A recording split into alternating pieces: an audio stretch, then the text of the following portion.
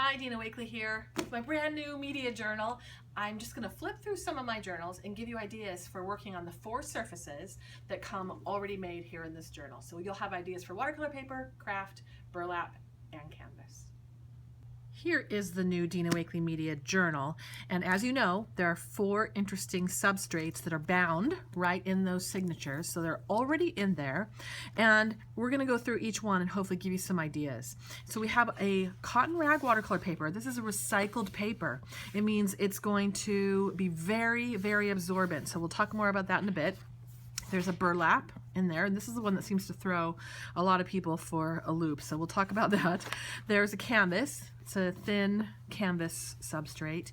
And then one of my absolute favorites in the whole journal is this heavy craft.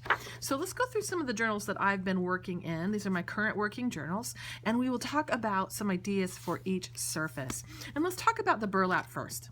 Now, the first thing that I thought of when I looked at the burlap was it's like a bulletin board.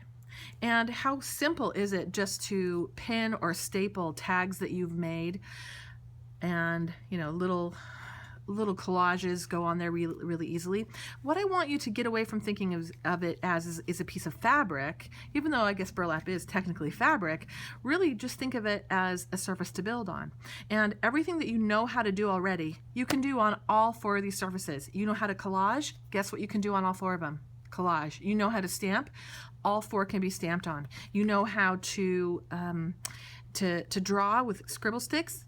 All 4 surfaces will work with scribble sticks. So you know how to do on all of them. The effect will be different because every surface has a different texture and a different feel. And so you might draw on all 4 surfaces and stamp on all 4, but it's going to look different on the burlap as it will on, than it will on the watercolor. So just play and experiment. Remember, this is a safe place for play. But let me show you a few things I've done with burlap. So here's one. I just took the burlap page and I went ahead and sliced it down shorter so it becomes almost like a divider. And right on the burlap, on the front and on the back, I glued collage. And I used multi-medium to glue that collage on there. The Dina Wakley gel is too soft. That is a gel for thin paper, right? And here I am gluing kind of heavy. This is just Ranger watercolor cardstock, and this is stamping cardstock, and so that's not going to glue on very well with the Dina Wakley Media Gel. So go ahead and use collage glue stick. Go ahead and use multi-medium. It'll work great, and it sticks there forever. Sometimes I will come through on that burlap, and that's where my tags go. Okay, so I'll take tags that I made, and don't we all just make so many tags? I do. And then what do you do with them all? Well, why not pin them or tag them or pin them or staple them right into the burlap? And so on this side, here's a tag. This is a name tag that a gal in my class in Oklahoma, she wanted me to keep her name tag, so I kept it. There's her name tag. I just pinned it right in there. This is a piece of dictionary that I liked because it had a map of Italy, and I'm like, ooh, I love Italy. And then here's a tag that I had made. So I pinned, stapled stuff right in there, and it just makes for a great composition. Now this side has a collage that I glued right in. So this is a collage that I had done. I actually did it on paper, and then I rolled over it with my office chair and I ruined the paper. So I picked all the cool bits off the collage and I glued them right down onto that burlap area. And I just don't want you to be so intimidated by the burlap that it becomes paralyzing, because I promise it's not as hard as you think it might be, but though I do completely understand feeling a little bit intimidated by it, because I do get it. So here's just more tags put right on that burlap. I've had people stencil right on the burlap, draw. The scribble sticks, they work so cool. Excuse all my flipping here. I'm trying to go from journal to journal to give you some good ideas. The scribble sticks you can take, let me see if I can find one for you, and right on the burlap, they give you an interesting effect. And hopefully I'll find one as we're flipping through. Okay, give you a few ideas, right? Staple, collage. There's a piece of my orange juice from this morning. I should put that in there. that's going to get stapled right there later. So everything you know how to do, I promise you know how to, I promise that will work on the burlap as well, okay? Now let's talk about canvas. The canvas is thinner, so the burlap is thick and it's really easy to staple something to. Well, this canvas is going to be thinner. If you gesso it, it's going to shrink.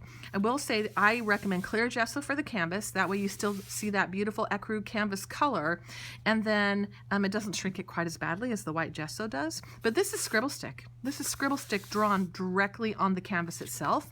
I only have done one side so far because it's a working journal, right? And I'll come back and maybe add other things to that if my inspiration strikes. This is a canvas page that I had done some masking on with some painting, and just on one side so far, and I had glued a little bit of collage on there. I feel like don't overthink too much about your canvas. Again, whatever you can do on paper, you can do on the canvas. Here is a canvas frame, so I cut the middle out. This is the middle on this side, so there's a pocket, and I just used the media tape to adhere that pocket. I didn't glue it at all. Media tape has that piece of canvas there. There's my tag for the middle. And then on this side, it just makes a really cool frame. And if I really want to seal this and make it strong, see how it's kind of floppy because that canvas is thin? I can clear gesso both sides of this, let it dry, and that's going to almost act like a fabric stiffener, and it's going to keep it nice and firm for me. But I like the way it is too. Here, see how it shrunk just a bit. Anytime you add water to canvas, it's going to shrink a little bit, and so that's what happened there, is it has shrunk down just a tiny bit. I've been known to make paintings on the canvas and not liked them, and I've been known to slice them off and then use that piece somewhere else. Another little drawing here with scribble stick as well. And so just think of it as another substrate. If you went and bought a canvas at the store, what would you do with it? Paint on it, collage on it. Same with your journal. You paint, you collage, you draw, you stamp, you stencil. Just do, you don't need anything real special. I promise you know what to do. What's cool about the fabric though, and what I haven't done enough of, is the weave in the burlap. It lends itself to cross stitch or embroidery. And so I have had people in class come show me their burlap where they've done embroidery with just with embroidery floss. And I think that is such a good idea. I want to get out my needles and work on that, because fabric is meant to be sewn as well.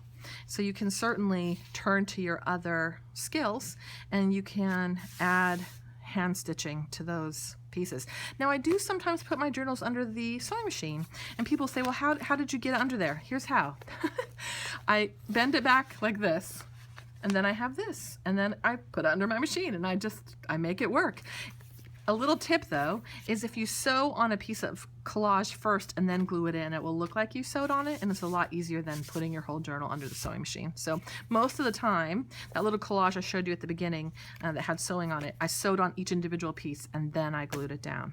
Okay, so let's flip through one of these, a couple of these, and show you some ideas. So watercolor paper, the watercolor paper is very absorbent. I like to gesso it because I like the way the paint works on the gesso, but it's gesso optional. For the most part, you should work with it both ways so that you can decide. This is scribble stick on gesso on the watercolor paper. So I always have backgrounds. I use excess paint. That's excess paint from one of the days. Scribble stick starting. This is scribble stick and scribble stick on gesso.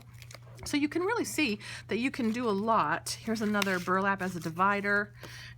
You can do a lot with what you already know. The craft, oh my gosh. So the craft is thick, and it has this great smooth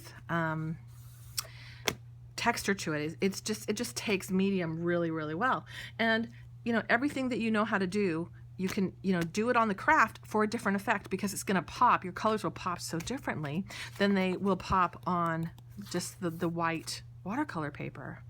And I love masking and just doing little bits of paint on here. This one I did, that's the new rosy metallic, and it looks nice, but I covered up so much of the craft, I kind of wished I wouldn't have done that. I kind of wished I would have just stuck with a white background on that, because that's when I learned, oh, don't paint over so much of the craft that you cover it all up. So here I was able to leave more negative space, and then I like that much better.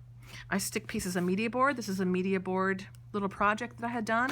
I glued that directly to the page. This is an ugly painting that I did. I hated it so much. So I got rid of the inside of it, and it makes a great frame. So this is the watercolor with a drawing done on the canvas behind. And so don't be afraid to cut and, you know, make some pages smaller. This page was awful, so I ripped it out.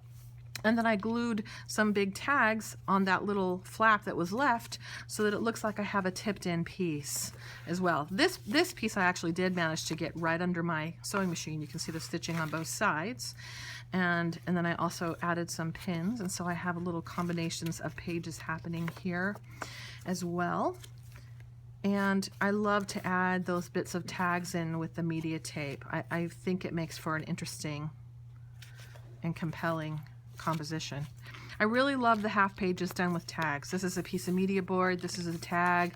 When people page through your work, they'll be interested. This is a watercolor rag done with scribble stick and then collage built right on top of it. Again, a tag I didn't know what to do with. Thought I'll staple it to the burlap. Oop, there's my little orange juice. I'm going to keep that for later. Again, more collage built on the craft with that beautiful craft showing. Paintings that I was working with the new paintbrushes. So these paintbrushes have just such a great little spring to them. I thought, well, what happens if I just dip it in paint and use that to make some quick little contour paintings right on the background. So that's what I did there with the new paintbrushes. Collage from class, from videos. That pretty much takes care of that one. Let's quickly look at this one. It has some more that I want to show you. Watercolor. Tags stapled to burlap again. You'll notice similar themes because I'm a simple girl. I do the same thing over and over. So here I cut the watercolor and I put part of the collage on the burlap and then part of it here, and then this one also I managed to get it under my sewing machine. I've sewed on both sides right on that canvas. So here's a collage built on the canvas. Those are the paper dolls, the Ideology paper dolls by Tim Holtz, and then scribble stick, a little bit of acrylic paint, media tape that I had done, and the collage looks great on the canvas. So, you know, get your stamps out, stamp yourself some images, and get yourself some collages built on all those surfaces. When in doubt, collage, right? Collaging is great, and it makes for a wonderful presentation. Just paintings that I did right on the watercolor. You're seeing similar themes. You'll see the same ideas over and over because that's what I do. I don't reinvent the wheel for every page. I continue similar colors and similar motifs. So collage, drawing. I don't work in order, as you can tell, so there'll be blank pages. Sometimes I'm craving working on canvas, and so I work on canvas. And then I might crave working on burlap, and then I turn to a burlap page. So it just depends how I feel, and that's the great thing about all of this is there are no rules. You do what you feel.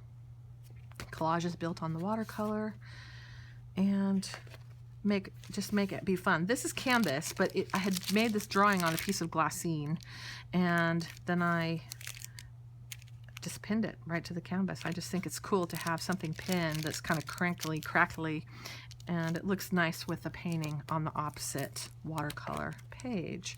Oh, here's scribble stick. I knew we'd come across one. So this is scribble stick on the burlap with a little bit of white paint for a highlight. See how it doesn't even come through? The paint's coming through a tiny bit, but it works so well to draw scribble stick on canvas, to draw right on those fabric surfaces. I promise you can do it. So this painting I really love. I don't know what else I'm going to do with it, but if you could see it really close, there are bits of the burlap string. I was pulling them out, and I thought, oh, I'm gonna gesso those. I embedded those in the gesso on this page.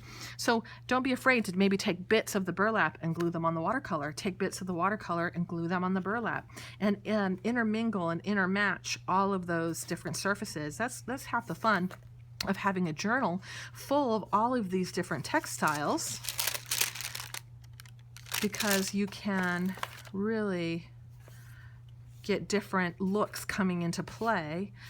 Sometimes I'll have people paint the burlap on purpose and then turn it over and press it and then pick it up, and then they've got a print of a texture here, and then they've got paint on their burlap to start a project.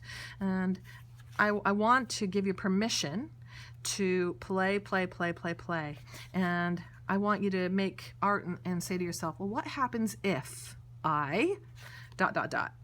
What happens if I?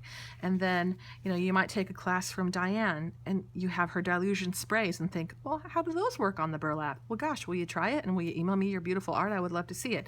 You take a distress paint class. How do oxides work on this watercolor? Gosh, I would love for you to try it. Everything that you know how to do, try it on all these different surfaces, and you'll get really different results because the surfaces are all so different. So I can't wait to see your magic that you make with the journal, and play, and have fun.